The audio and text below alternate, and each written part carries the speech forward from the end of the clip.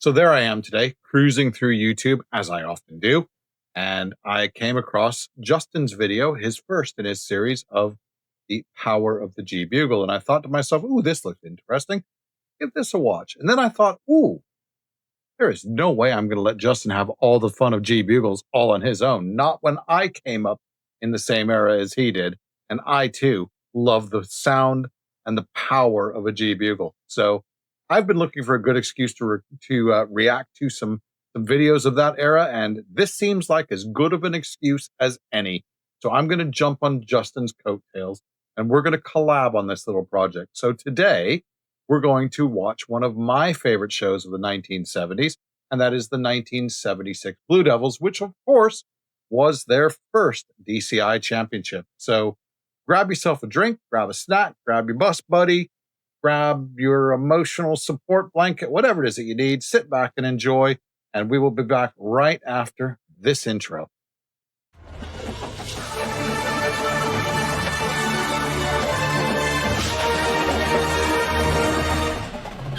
Your voice and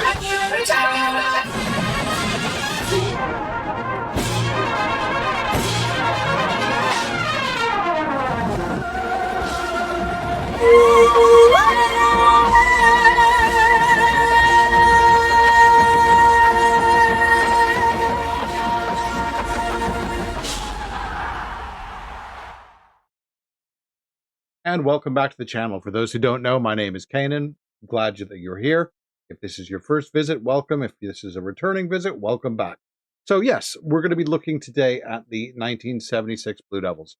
But before we get into that, I just wanted to kind of look at what is an actual bugle, what is the G Bugle, what makes it so special, and why is it such kind of a revered era in the era of DCI.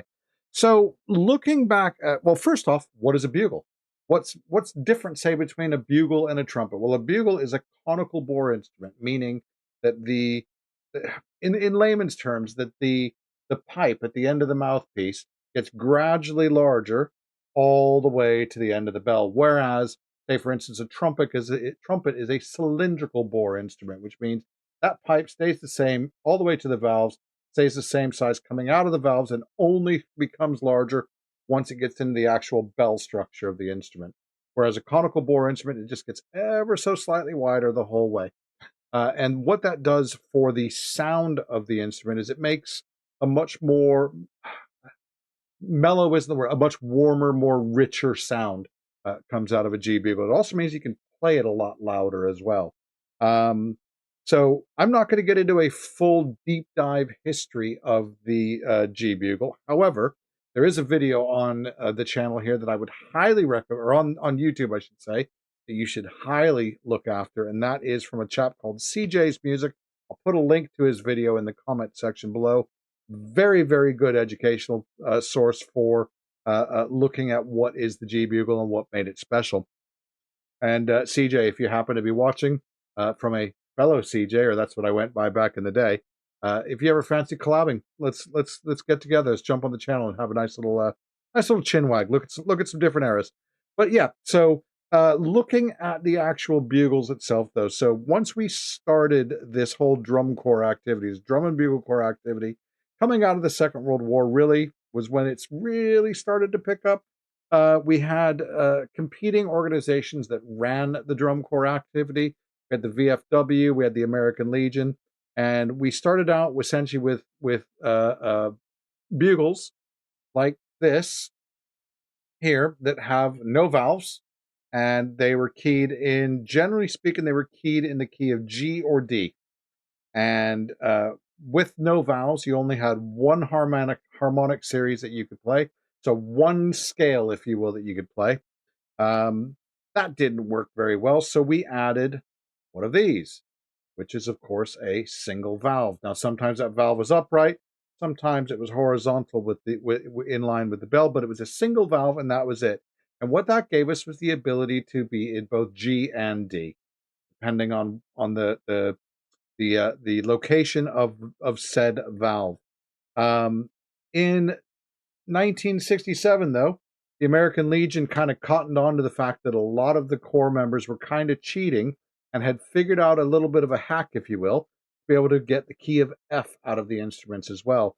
And that was they had a really super long tuning slide, and by slamming that slide all the way out, they could actually put the instrument into the key of F. So rather than everybody cheating, the American Legion went ahead and said, right, we can add an F piston to the instruments, which made it look like that. So now we have the piston rotor. 1972 DCI was formed, and we started off in 72, 3, and 4 with the piston rotor instruments. In 1975, the 2-valve instrument was allowed, which looked like, I can never figure out which finger I'm supposed to press, like that. So there's your 2-valve instrument. And fast forward, we had the 2-valve instrument all the way up until 1990 when 3-valve G instruments were allowed. And finally, I think it was around 2000 that we went to any key, and G's kind of went away. But looking at the actual horn line themselves, what's different outside of the actual physical instruments was also kind of the nomenclature that we used when talking about the various sections. I still hear these section names bandied about from time to time, but we had a soprano section, which is like this. There's our trumpets, if you will. We had an alto section, or a middle horn section, but they were usually referred to as altos. Altos generally consisted of mellophones and occasionally French horns. But then there was also a little bit of a mixture of some other instruments in there, as long as they complied with the rules, that they were in the key of G, they had the correct valving and all that stuff. So you did occasionally see things like flugelhorns, and then also even the Blue Devils experimented with a custom-made horn, which, if I found one, the picture of it is there. Right finger as well, cool. Picture of it there, and that was called a meophone. And the meophone was a beast all unto itself. It didn't sound good, it didn't sound bad, it just sounded like a meophone. It was this weird combination of a French horn, a mellophone, and a flugelhorn all in one. Jack of all trades, master of none. Moving on into the lower brass sections, we had the baritones. And then we also had the euphoniums, although they were separate instruments. They were generally wrapped up within the baritone section. So euphoniums are just like we know a euphonium now, a larger baritone. The main difference, of course, from the G bugle era was that they were just much bigger. I started out on euphonium in 1987. That was a beast of an instrument. It was a King K70 that I marched with. But then you also had the baritone instruments as well. There was also a little bit of playing around with instrumentation here. 27th Lancers had something called a trombonium. If I find a picture of it, it's there. If I've not found a picture of it, I'm just pointing up to the roof. But that was an instrument that only they used, and it didn't work very well. And then finally, at the bottom end, we, of course, had the contrabasses. So soprano, alto, baritone, and contrabasses. So yes, we were essentially talking about the voices of a choir, and we often referred to the brass sound, of course, as the brass choir. And that's your very rough 5-minute history of the G Bugle.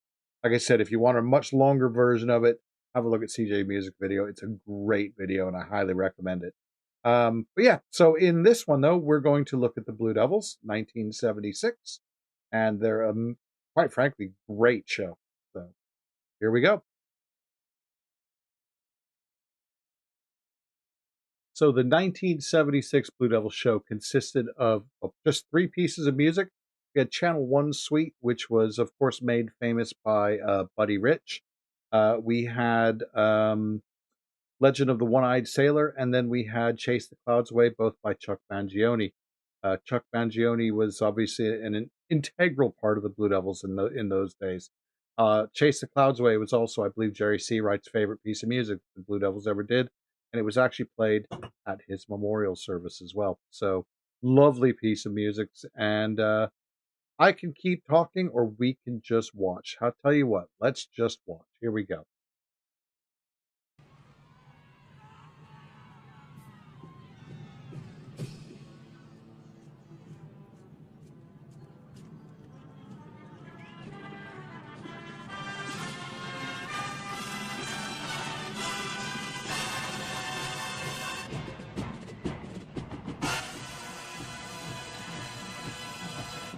This will all, of course, sound familiar to anybody familiar with 1986.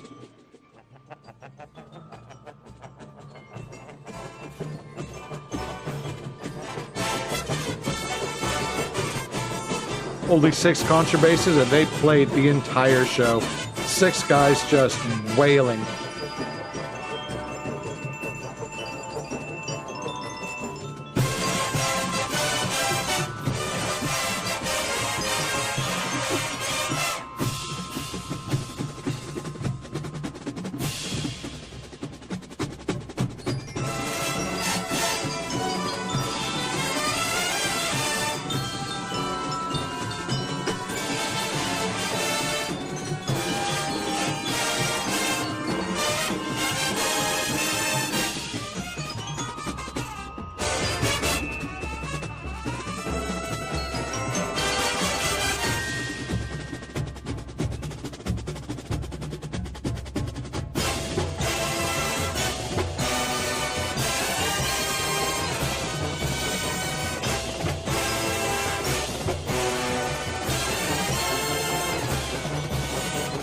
You hear the conchas there as well. And to be fair, they weren't that loud. They were right by the microphones. Look at the size of the drums. So they were playing on Slingerland drums that year, and those tritoms were like basically carrying around a 57 Buick.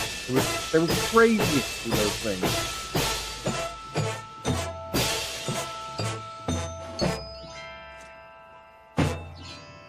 So clean, that color guard. Come on.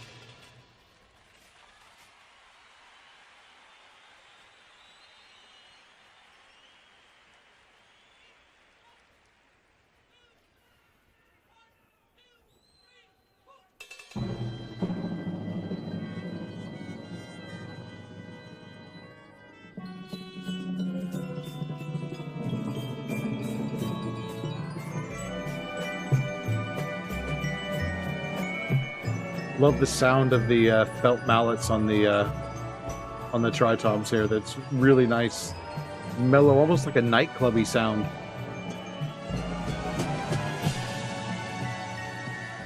Of course, we don't have a pit, so we have to be creative where we get our sound scape from, if you will.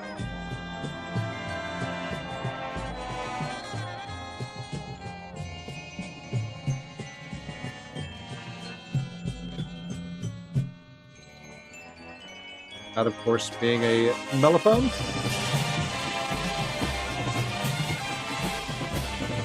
Just listen to the fullness and the richness of this brass line. Mind you, this brass line's probably got 30 less members than a modern DCI brass line. I'd be willing to bet that this is as loud as anything on the field last year. No amplification, just sheer balls to the wall.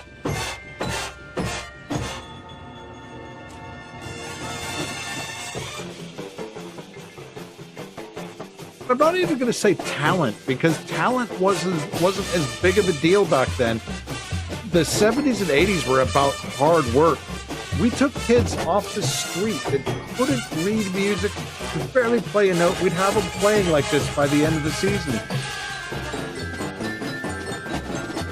You know, the difference, of course, was there was a lot more drum corps back then as well. The competition to get into a drum corps wasn't what it is today, where you had 1,000 kids, you know, trying out for the open brass spots at the Troopers, for instance, you know.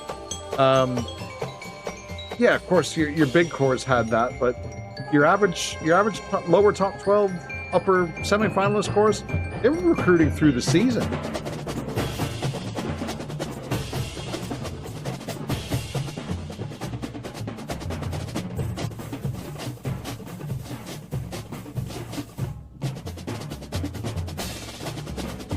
The point I'm making is they got this good through hard work, not just relying on sheer talent alone.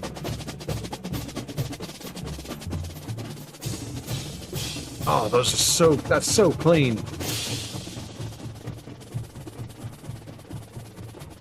Look at those rifles, man, come on.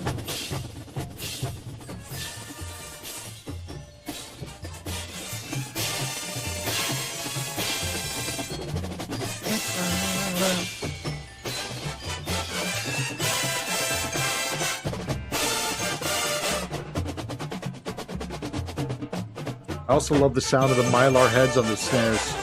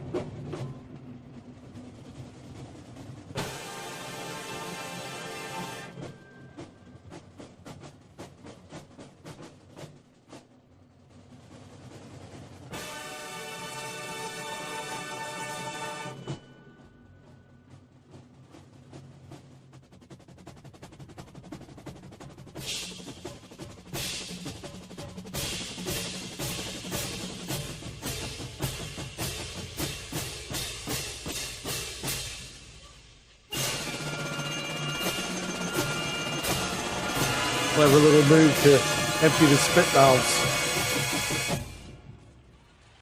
It was actually, sorry, I'm going to pause here for a second.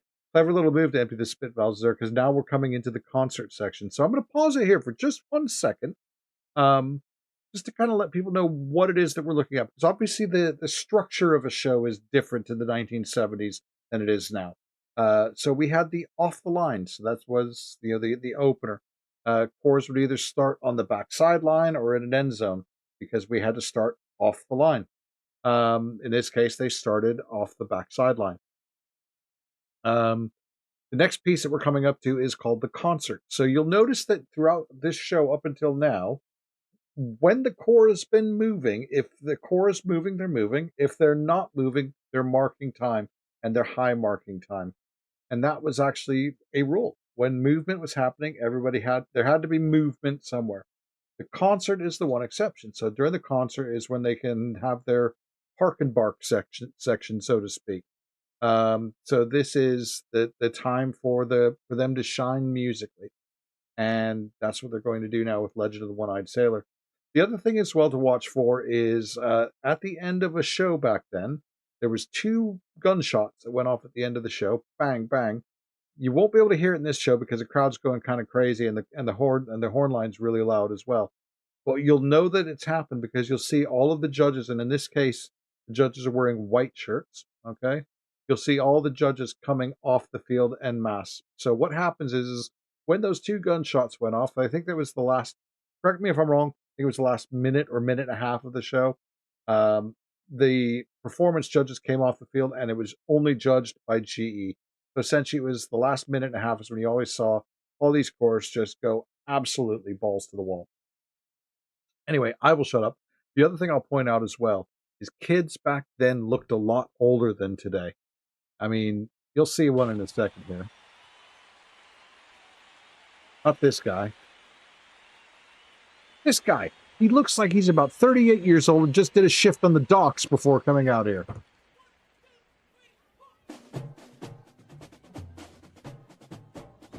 You'll see a couple of soprano players that you're certain have a couple of ex-wives and kids.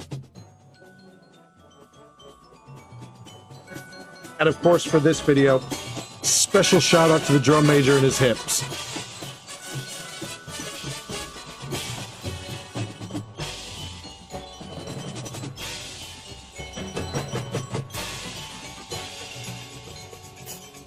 Cowbell players of the world, this song is for you.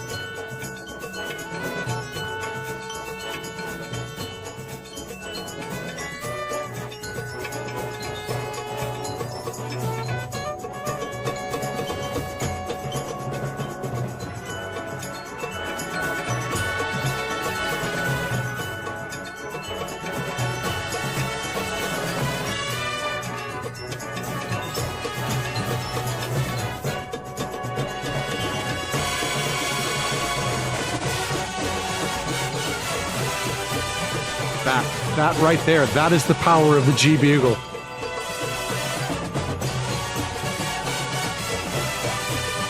Listen to those upper sopranos, my God.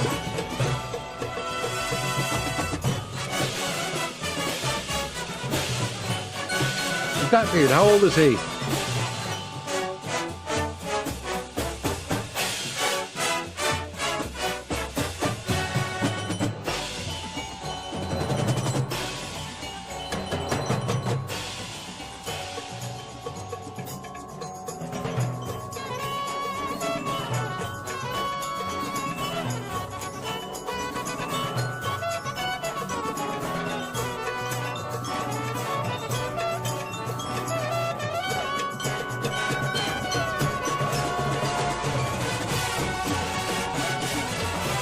That, of course, is Bonnie Ott, the sister of Jim Ott, and she is a member of the World Buglers Hall of Fame.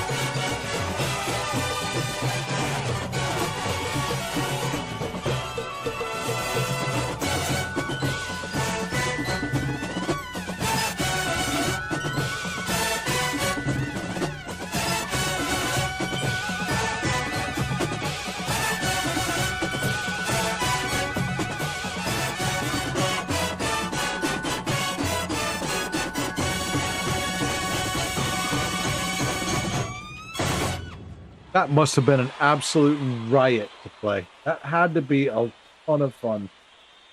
I also get giggle out of the guy holding the boom microphone at the front. I actually work in the audiovisual industry, so seeing old school stuff like that tickles me.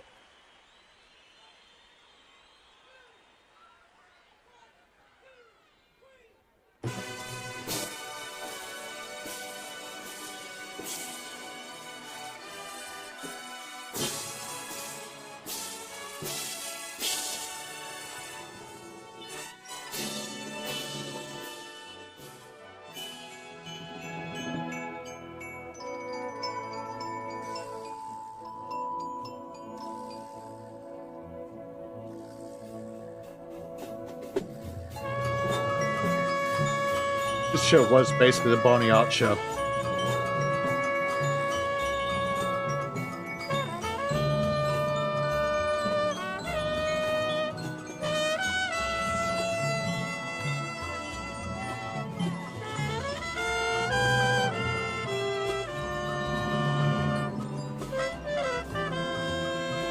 For those that are interested, that is a baritone next to her. This guy right here.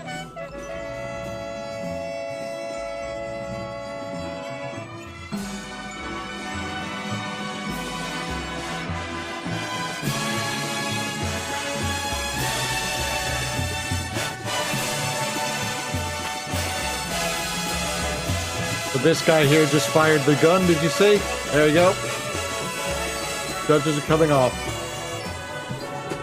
Not very often you actually see the gun being fired.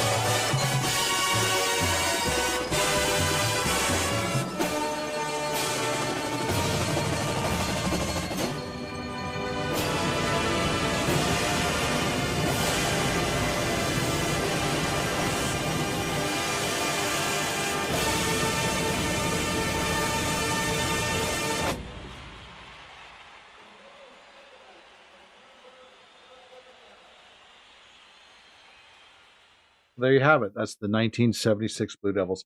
I absolutely adore that show. I really do. Why do I like it so much, though? I like it because, first off, you're looking at Genesis.